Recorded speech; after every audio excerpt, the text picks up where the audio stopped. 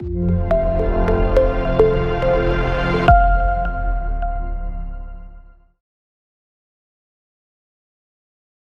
hello, this is Raphael Anzenberger here with Ron Anderson. Welcome to this network seminar on mobilizing national church planting processes in Europe. If you are either a church leader, a church planter, or a denominational leader, or even a theological educator, and your heart is winning your nation, discipling your nation for Christ, you are in the right network seminar.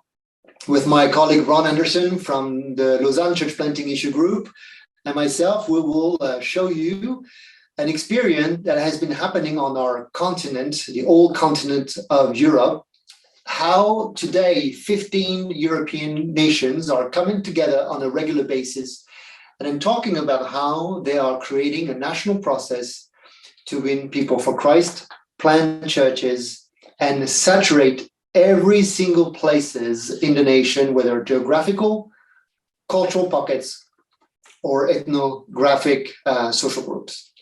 Welcome to this network seminar. We'll have two parts. I will give you an overview of what we call NC2P, a National Church Planting Process. And then my colleague Ron will give you an example coming from La Plaza, from Spain, and also give you ways that you could be involved in what the Spirit is birthing in our continent of Europe. I'd like to start just with some preliminary remarks. The fact that we are all coming from different places in Europe. You know, Europe is not a monolithical entity, as we know. We can slice it different ways. We can have the countries that are planting churches and winning people for Christ with beer. There would be more up north, and then those who are doing this more with wine, and those would be more south.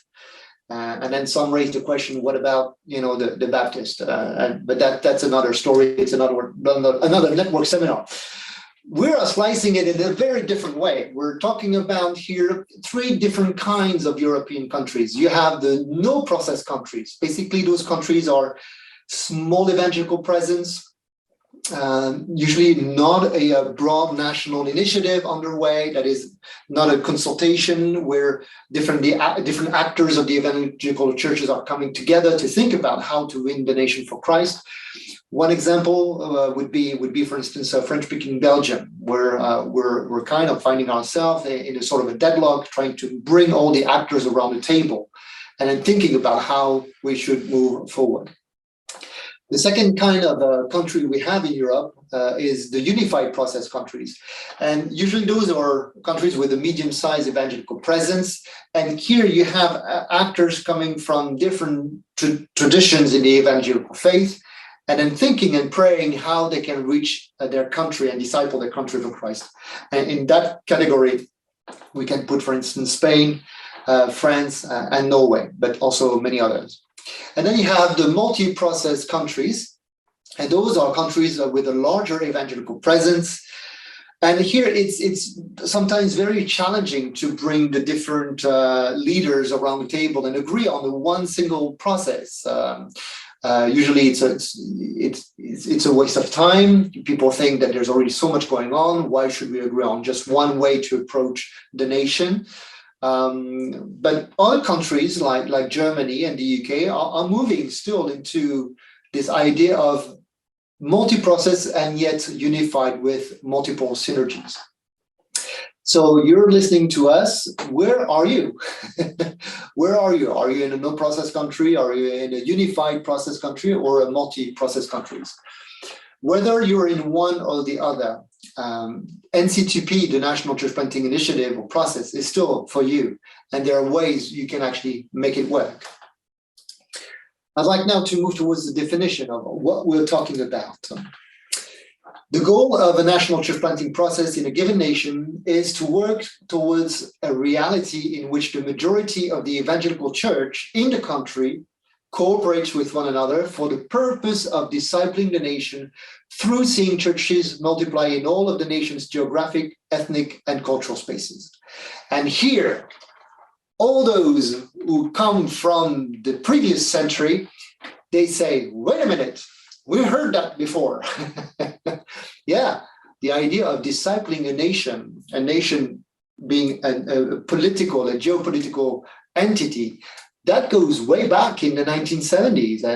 And we remember the name of Jim Montgomery, who was leading the Dawn Ministries. Is this actually dawn resurrection in the 21st century? Well, in a sense, it is a little bit of dawn. And there are countries like Norway who've been running a dawn process through the past 30 years, and it did evolve, but the idea is still the same. So it's a little bit of the same, but it's also a little bit very different in that sense. And we want you to see what the Spirit is birthing through NCTP. And for those who were familiar and even were involved in the dawn process, you will be able to appreciate some of the resonance, but also some of the dissonance with what was experienced in the past through the dawn ministries. Again, here, look at it. The purpose is discipling the nation. That is, we want to disciple France, we want to disciple Finland and Spain, but for that, the prerequisite is that each man and woman and children have access to the gospel. That's a prerequisite. You can't disciple people if they don't have access to the gospel. Okay, and that's the premise. We start with access. That's the necessary condition in order to disciple someone. So the idea with the national process is that if we want to disciple the nation, people need to have access to the gospel. How they can get access to the gospel? Well, by planting a community that is in reach geographically, in reach culturally, but also in reach in terms of language and ethnic specificities. For instance, I live here in Nice, in the French Riviera. Yes, Nice is nice. And we are, and I'm recording here from the offices that we have downstairs of the church that has been there for a century. And when I arrived 3 years ago, well, there were a group of 40 Iranians who decided to join our church, and we were very happy. And they've been with us for now 3 years. But guess what? It's only 2 years ago that we realized that they had no clue what we were talking about on a Sunday morning, because it was not their language, it was not their writing. And although they were there physically, they were not there spiritually. And we have to find someone who is a church planter among Iranians to come and actually plant a church in our midst. Just to say, it's not because you have geographical proximity that you have cultural and ethnical proximity. And so the idea when we look at NC2P is to saturate all those pockets, geographical, cultural, and ethnical pockets.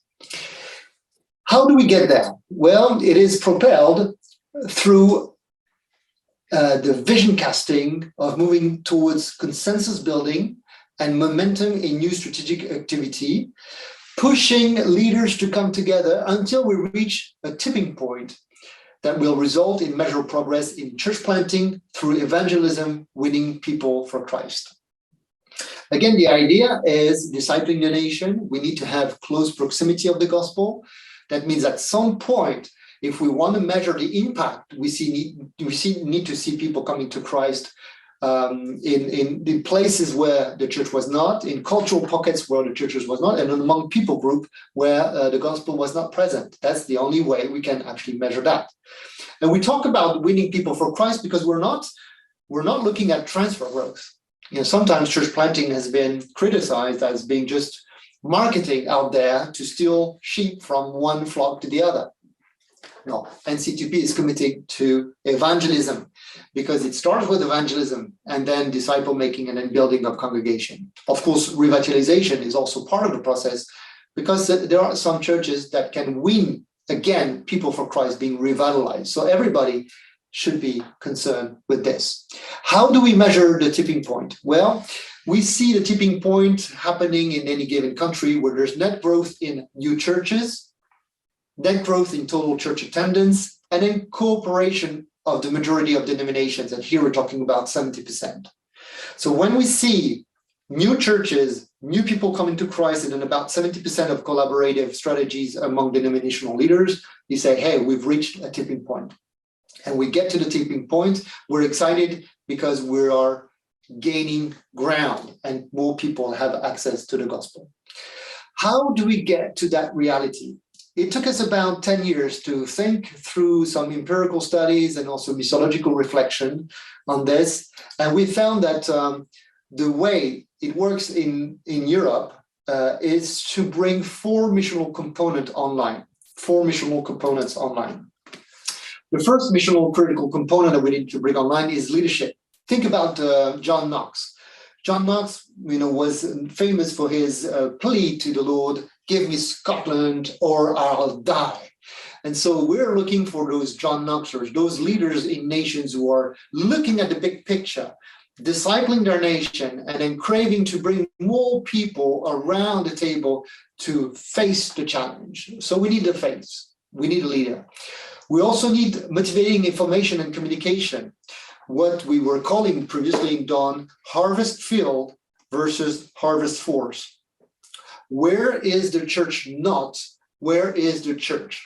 And how do we bring the church where it is to the places where it is not? Again, geographically, culturally, and also ethnically speaking. And for that to happen, you need to have some kind of information, statistics that will allow you to understand the misalignment of harvest field and harvest force.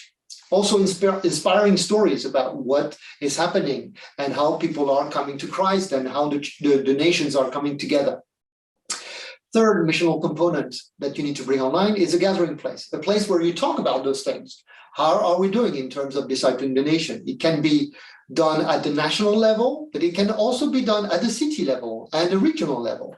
Thinking about how are we doing in winning people for Christ and planting churches in all geographical, cultural, and ethnical pockets within Madrid, within Paris, within London, within Berlin. So the gathering places, they move from the macro level to the meso level, all the way to the local level. And then the fourth mission critical component that we need to bring online is ongoing church planting systems with an S. That means denominational structures need to have a plan to raise up evangelists and raise up church planners who will go and carry the mandate. If you don't have a plan on how to do that, you can talk about it all you want. And the idea is actually to make it happen. So systems of how do we find those vocations within the church? How do we raise them? How do we actually train them? How do we release them in the harvest? And how do we sustain that work? And that's what we call by ongoing church planting systems. And some of you are familiar with the DCPI, with M4, with Acts 29. I'm just mentioning here a few that are known more internationally speaking, but there are also some specific countries and denominations who are creating their own systems. And that's fine too. What we're trying to encourage is the players who are birthing those church planting systems to come together in a sort of a learning community to sharpen one another into doing better and reinforcing and optimizing their own church planting systems. How do we track progress? Well, we meet every year, all the national leaders coming from Europe, and we are playing with a tool called the matrix. So no need here to swallow a red pill or a blue pill. It's just going to be something much easier than that. The matrix is a way for us to monitor how we're doing in Europe. And here we go. That's the matrix. What do you see there? Well, you see the name of the countries here on the left, and at this point you see that there are 15 countries, European countries, involved in the church planting process. Here you see the categories, unified, multi-process. Of course, there's no process countries because they came together and started it. Some started way back, some were actually dawn processes like France and Norway. We can also talk about England and Romania and Slovakia. Here you have the health indicators, the tipping point, the net increase in churches and attendance and majority collaborations. You see that quite a number of countries are actually green all the way through.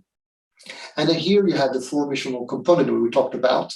national leadership, strategic information gathering, and then church planting systems. And here we go. So what we do is we meet every year, and we update these metrics just to keep a pulse of where we are. Today you have 15 European countries, all of those listed there that are involved. We have another 15 countries in conversation with us. And the goal that we have is that we have 20 countries that have an up and running process that is moving towards some sort of maturity. Enough said in terms of the concept. Now let's move into the reality of a concreto example, and now Spain, and Ron will give you the heads up on what's happening in Spain through La Plaza. Thank you, Raphael. Excellent presentation. The case of La Plaza it starts with it started with a personal talk from the Lord touching my heart. I was challenged after 30 some years in Spain. I looked at the slow progress in the nation, and I thought of, this can't be done by just me. At that time, the Lord was doing great things in my heart. He was moving things around. He was showing me that we need to do things together. It can't be done by myself. And at that same time, the Lausanne also asked me to be the global catalyst for the Church Planting Issue Network. And I thought, okay, God, what are you saying to me? And so he raised my vision to see a nation, not to only see my pueblo, my town, but he raised it to see my nation, the one that I had given my life to, my whole career to, and I'd seen very little from it. And he said, what do you see out there in that nation? And I said, I see slow growth. I see something that it's not going very fast. There's not much unity. And so I thought, what could I do to change it? And I didn't know anything about NC2P or Raphael or anything like this. I didn't know anything about this, but I said, if I can do anything in this nation, would bring to, what is God saying to other leaders in the nation? Is he saying the same thing to them as he is to me? So I said to myself, maybe I'll send out 25, 30 emails to some key leaders that I have grown with and ministered with over the past 35 years at that point. And to that meeting, I said, and I invited him in the name of the Lausanne, I said, let's just get together and take the pulse of the way church planting is happening in our nation. So informally, we got together. It was relationship-based in one sense, because I'd known most of these people. But when they heard that the Lausanne movement was inviting them to a meeting, we got together and we asked some simple questions. How well are we doing? Furthermore, what are you going to hand on to your kids? We're all getting older. And what kind of church, what kind of mission, what kind of a church in the nation of Spain are we going to hand on? And we found out that as we answered these questions in table groups, that all of us had the same kinds of answers, same kinds of situations, that it's taking forever to plant a church, that we're not planting churches together, that some people had visions, but other people didn't know how to help them, or they didn't know what to do. So out of that initial meeting came a desire to continue to walk together and to see what God was saying to all of us. So out of transparent relationships, and that's what I feel that first meeting was, amazingly transparent relationships, and there was a connecting of leaders. So what God had put in my heart, I found that he had put in other people's hearts at the same time. And so we began a process of understanding what was God saying to us for our nation of Spain. It was later, soon after that, that I came in contact with Raphael, Oyvind, and the others. And they helped me understand, oh, there's a way of putting this together. I just got together some catalysts. But what are we supposed to do? Well, they said, look for research. How many towns and villages still need the gospel? How many contexts, social contexts, still need the gospel? And where is the gospel? Well, I knew Maximo. Maximo already had a map about all that, but I'd never put it together. So the catalyst, and we got the research, we got the information, we got to see where the needs were in the nation. And then we said, well, how should we talk about this together? Someone said, well, we need a platform, something like La Plaza, the plaza of every town. Every town in Spain has La Plaza. You can see the logo behind me. That was the way of understanding this. You see in that center place, that everybody can meet there. All those little circles around there are the different entities, the different denominations, the different churches, and they're all different colors, different denominations, different structures. And we said, if we could just go into La Plaza and we all meet together and we just talk about church planting and we talk about the nation together. And later I learned, oh, they call that a learning community. Okay, let's go in and have a learning community. And so we, the thing about La Plaza, it's a place that everybody can go, but it's not owned by anybody. When you talk about God's vision for a nation, no one can own that. I can have a little piece of the vision, but La Plaza doesn't want to own anything. It's a place where men and women come together to say, this is what God has told me. And I'm sure that you've seen this illustration before, but I was like looking through the knothole and I'm saying, wow, God wants to do this. But the Assemblies of God were looking through and they're saying they want to do this. And the Baptists were looking. In La Plaza, what it does is China just cuts that out and makes all those visions come together. And what do we see behind there? We see what God is wanting to do in a nation. And so that just excited me so much. It excited the others. So we started coming together, and then with the help of these 4 boxes of the NC2P, we were able to say, well, what are the systems out there that would be useful for us? What are ways that we can get the church involved in training church planters? You can't have more churches if you don't have people that are planting them. It's a good idea to have a whole bunch of, we're going to reach so many thousands of people, but if no one's doing it, so the systems are like the motors.